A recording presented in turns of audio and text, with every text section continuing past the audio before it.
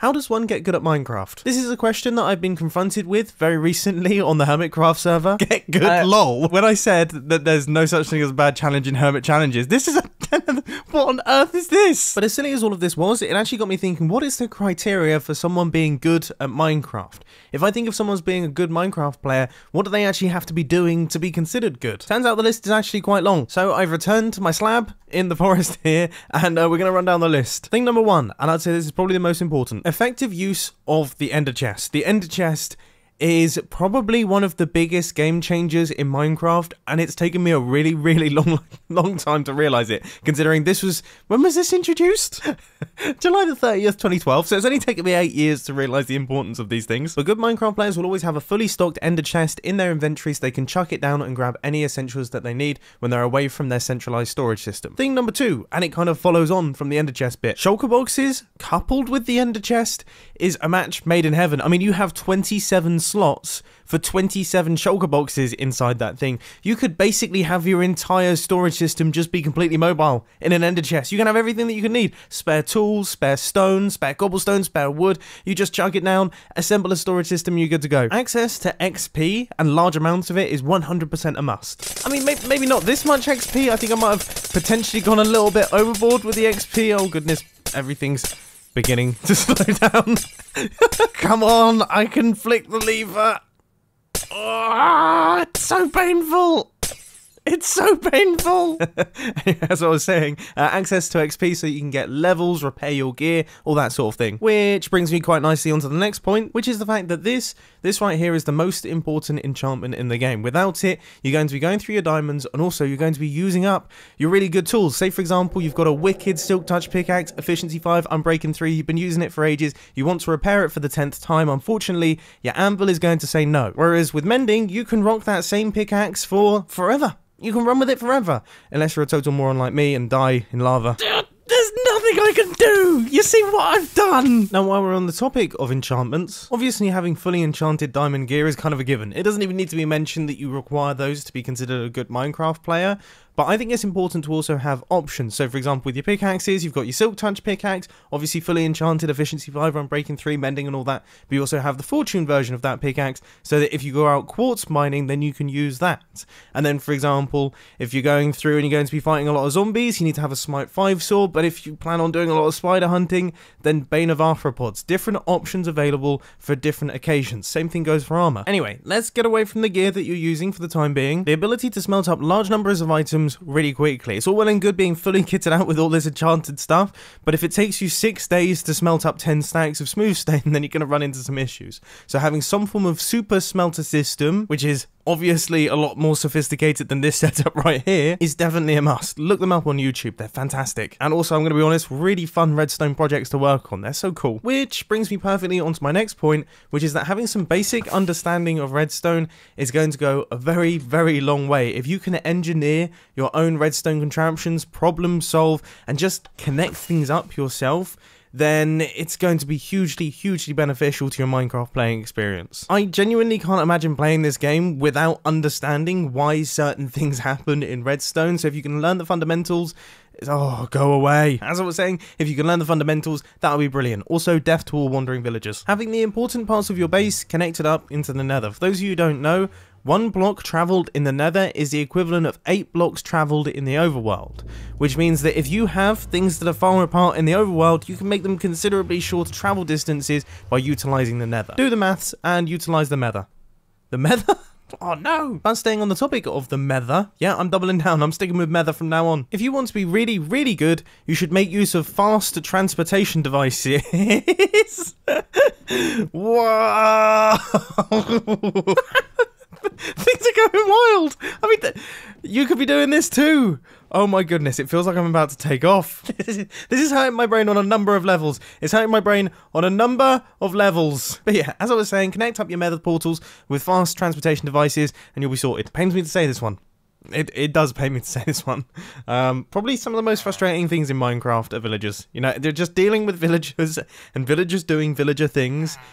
It's a nightmare. But I can't deny that having villagers and access to villagers and the ability to trade with villagers and having a good villager setup is arguably one of the most important things that you can have in Minecraft, and it's a massive step towards becoming a good and efficient Minecraft player. But be prepared to set everything on fire. Want to set everything on fire. Don't actually set things on fire, but you'll want to, okay? This next one kind of goes without saying, but having an abundant supply of food. If you're a good Minecraft player, you shouldn't even have to think about having to gather up food. You should have some form of automated farm or easy way to get large quantities of it. Going back to the villagers, my chosen food, golden carrots. Brilliant food source, you can get loads of them. Now I have to say once again, this one kind of goes without saying, but still, come on. I mean, you know, if you're sat there thinking you're good at Minecraft and you aren't rocking an Elytra, some firework rockets, and also some ender pearls, they're kind of a bit of a wild card, but definitely these two, then what are you doing? I mean, the important thing for me here is ease of access and efficiency of building. If you're building something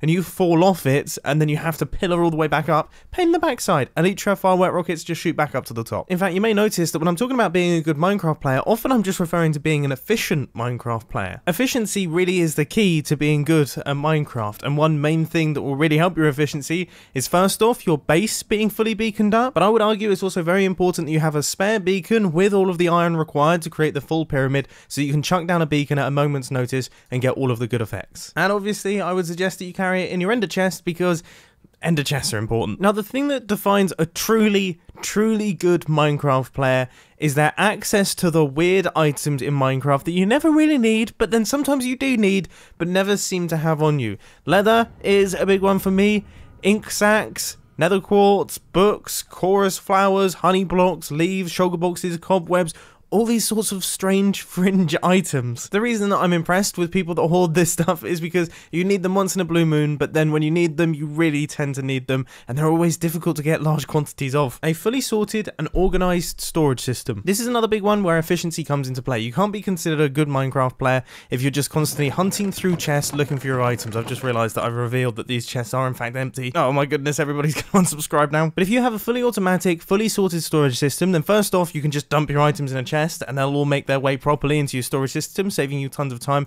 But also when you need to get items, for example, I need some iron blocks, I can find my iron blocks within seconds. I don't have to spend time faffing about. And reducing faffing about time is what all good Minecraft players should be trying to do. Now I know I mentioned earlier on that having access to the weird items in Minecraft that you don't often use is important, but also having large supplies of the items that you do use frequently is massive. For example, stone, cobblestone, stone bricks, for me, they're incredibly important. I use these things every day. Every single time I play Minecraft, I'm grabbing this stuff, so I need to have huge supplies of it. And obviously what you keep in bulk storage kind of depends on the player. For example, if you die a lot, you should probably have a lot of this stuff in storage.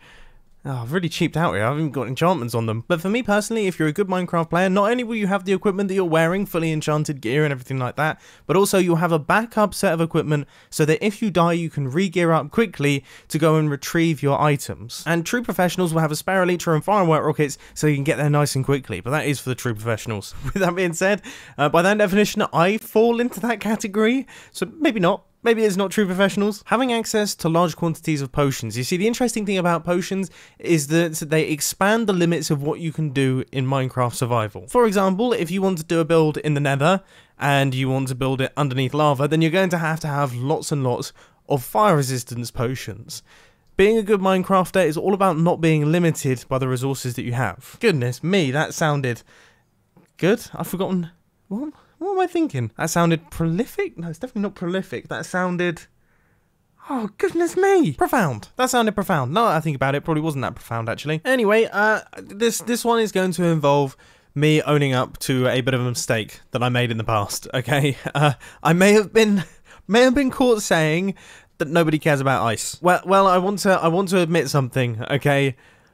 Ice is considerably better than water buckets. Now, I do think that you should still carry a water bucket with you, preferably a pair of them, but ice is essentially stackable water. You can have a full stack, 64 of ice. It's stackable water buckets. good Minecraft players carry ice. It pains me to say it. I'm sure Iskall is going to be laughing at me right now. Proper utilization of the spawn chunks. Yeah, that's right. This one's mildly technical. As a Minecraft player, you're loading chunks, okay? All around me here, these are all loaded chunks. Things can happen in these chunks. Farms can run in these chunks. Animals can do their thing in these chunks. Well, in a world, there is also another place that is constantly loaded, and that is the spawn chunks. It's a 19 by 19 area of chunks, and then there's also kind of lazy chunks and some chunks that can do some things but can't do some other things. But anyway, these chunks and the spawn chunks are constantly loaded, and you can utilize these for certain types of farms. Truly good Minecraft players, and I mean truly good Minecraft players, will make use of this. But I would say there is one thing that really separates normal Minecraft players from good Minecraft players, and that is the fact that the good Minecraft players embrace the grind. They embrace the fact that some things in Minecraft just take a really, really long time. Brilliant bases aren't built in a single day. You can't clear out a perimeter in a couple hours. You just have to get to it. Know that it's going to take a really long time, but enjoy the process. And I would say that's the most important tip of them all. Oh, actually, no, I forgot the most important one. Only people with mustaches can be good Minecraft players. Well, that was fun, wasn't it? That was a cool video. I enjoyed that one. That was good. Let me know down in the comment section if you think there's anything that I missed out, which you've already done. I know what you guys are like down in the comment section. I don't have to tell you. I don't have to tell you to tell me that there's something wrong with the video. You're already down there, just firing off, smashing your keyboard together with your little hands. Enjoy that process too. See ya.